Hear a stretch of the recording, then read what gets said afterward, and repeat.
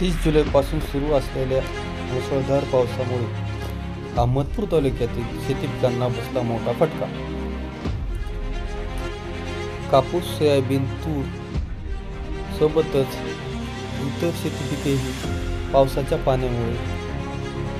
पाण्यामध्ये बुडालेली आहेत. तसेच सदरच्या पावसामुळे अहमदपूर तालुक्यातील बऱ्याचशा खेड्यांना वाहतुकीसाठी अडथळा निर्माण झालेला आहे.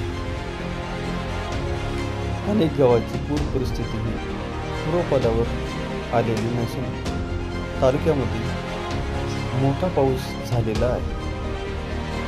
अहमदपूर तालुक्यातील लहान सहान तसेच मोठी तलावे ओव्हरफ्लो होऊन अहमदपूर तालुक्याच्या सीमेशेजारी असलेले लिंबोटी डोंगरगाव धरणाचे 15 पैकी 13 दरवाजे उघडण्यात आलेले आहेत.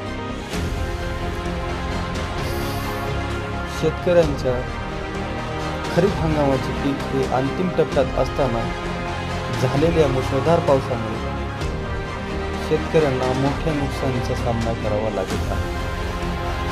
कापसाची चापगळ, सोयाबीनच्या मुळांना बुरशीजन्य आजार होण्यास हा पाऊस कारणीभूत ठरत आहे.